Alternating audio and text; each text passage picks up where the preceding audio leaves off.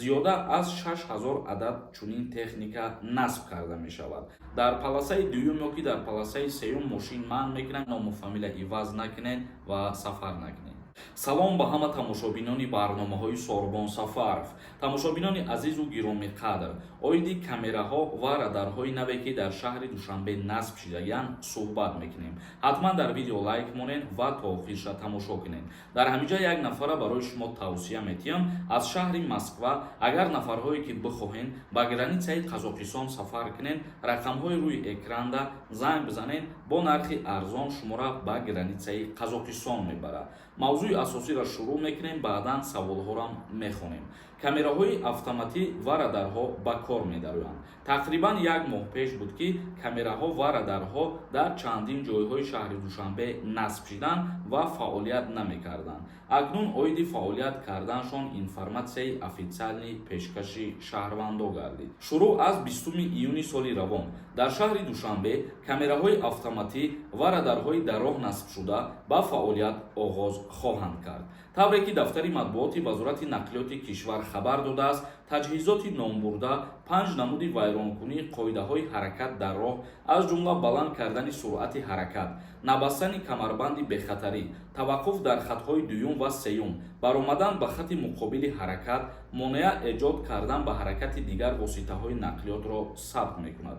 ба иттилооти манбаъ, дар маҷмӯъ дар пойтахт ва атрофи он дар чораҳаҳои терминалҳои мусофирбарӣ, истгоҳҳо, даромадгоҳҳо ба шаҳр ва дорҷойҳое ки ҳаракати нақлиёт зиёд аст, зиёда аз 6000 адад чунин техника насб карда мешавад. яъне ки дар умум бигирем агар бояд ки оҳиста оҳиста 6000 адад камераҳо ва радарҳо насб карда шавад.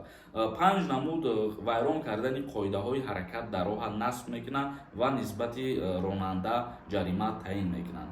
яке аз ҷаримаҳош ҳамин мебошад ки дар роҳ суръати ҳаракати мошина зиёд мекунед ва боз яке аз нарушенияҳош ҳамин мебошад ки агар ки ремент набандед ва боз яке аз нарушенияҳош ҳамин мебошад ки дар паласаи дуюм ё ки дар паласаи сеюм мошин манъ мекунад, мисол одам мефурора ё ки меиса ва боз яке аз нарушенияҳои дигараш ҳамин мебошад ки дар роҳ ба дигар мошинҳо сабаб ва ҳолати садамавӣ ба вуҷуд меорад ва ба дигар ронандаҳо монеагӣ пайдо мекунад.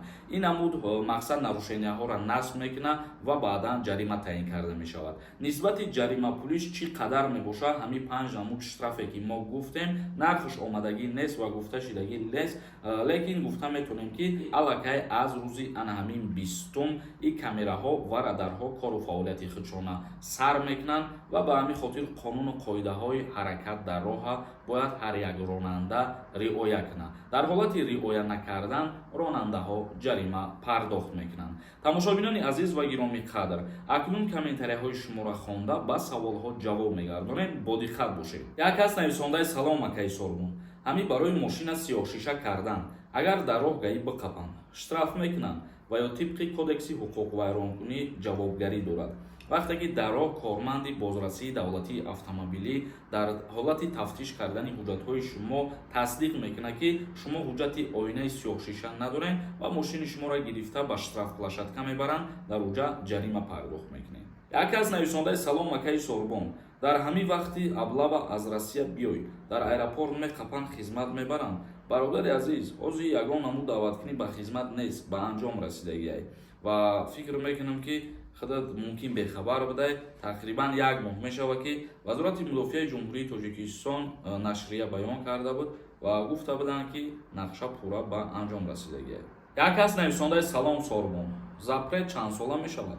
запрет уведварениеро ба назар бигирем, агар аз 3 моҳа то 5 соларо мешавад ва агар депортатсияро ба назар бигирем, бо аз 5 сола болотар мешавад, 7 сола мешавад, мисол 10 сола мешавад, як умра мешавад. як кас нависондаи ака мегӯянд ки касе динома боша мегардонанд. ростай динома гуфта ду паспорт доштана дар назар дошта бошӣ, агар ду ҳуҷҷата дар назар дошта бошӣ, ному фамилията иваз кардана дар назар дошта бошӣ, бале, чунки мисол давлат шуморо запрет мекунад ки аз Федератсияи Русия берун бубуред ва баъзе нафарҳо боз бо роҳи ғайриқонунӣ паспортшона иваз мекунанд, ворид мешаванд. як кас нависондаи ҳар баромади хитонда ҳамин гапи мара такрор кунед.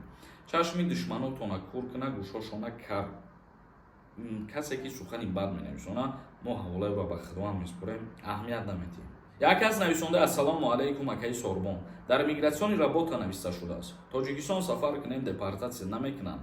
вақте ки мигратсиони карта работа навистагиай ва шумо патент надошта бошед, агар дар таможни контрол гузаштан ки патент бупурсан, агар имконият аст ки шуморо запрет на въезд кунанд. як кас нависонда ҳозир мо дар аэропорти Шереметова 3 рӯз шид ховем депортмон кардан як рейса.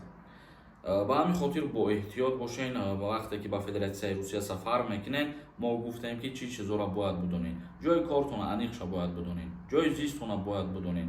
мақсад ки бо эҳтиёт бошен ва касое ки депортатсия шидагиен боз даст ба қонуншиканӣ зада ному фамилия иваз накунед ва сафар накунед. як кас нависонда саломат бошед, гапҳои беахлода аҳамият надиҳед, ба пеш Сорбон. зиндаву сарбаланд бошен ҳар нафаре ки тамошо мекунед ва суханҳои нағз менависонед. хоб тамошобинони азиз ва гироми қадр, барномаи имрӯзаро ҷамъбаст мекунем. то видеоҳои дигар, худованд ҳамаи мо шуморо нигаҳбон бошад.